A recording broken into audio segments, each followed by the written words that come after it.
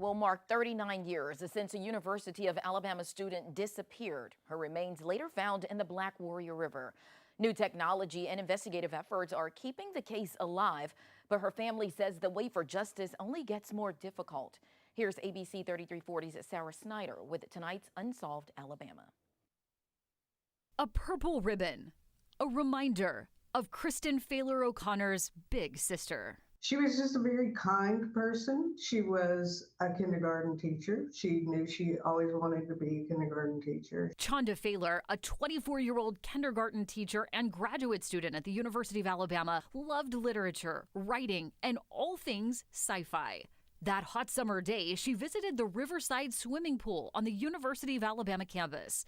It was June 10th, 1987, the last time she was seen alive. At first, it was just shocking. It's not something you would ever imagine. She was just nice to everyone. Couldn't imagine who would do this. Hit our family, as you can imagine, very, very hard. I have 4 siblings, counting her, and she was just taken. She was gone. Her car left behind at the pool, a big red flag to her family that something was terribly wrong. I had gone to her apartment earlier that day to borrow her stereo. When we first got the news during the night that they had found her car at the university, we were like, she would never leave that car because that was a prized possession, 4 days later, a devastating update. Chonda had been found in the Black Warrior River near the Peterson area. The way she was found told investigators this was no accident. In the years since then, what has this been like for your family to just not know and to not have anybody brought to justice? Oh, it's awful. It's been a roller coaster through the years. Nearly 4 decades later, the case far from cold.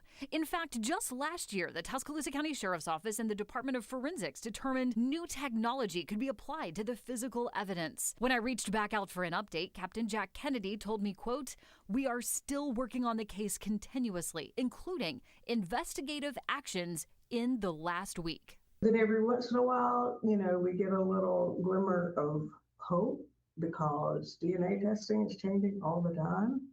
And we have had some progress made in that regard. We're not to the place we want to be yet, but we're making progress. I feel like, in a way, we're closer now than we were way back then. And Tuscaloosa Police and Tuscaloosa Sheriff's Department have done a really good job of reinvestigating. They've had some really good people on it and reinvestigating in recent years. So we are thankful for that. And we always have hope. Our mother died several years ago, and it was, we were all very, very sad that she didn't get that closure. And I'm certainly hoping that in my lifetime we will. Over the years, several suspects have been considered, but no arrests have been made. The original governor's $10,000 reward still stands.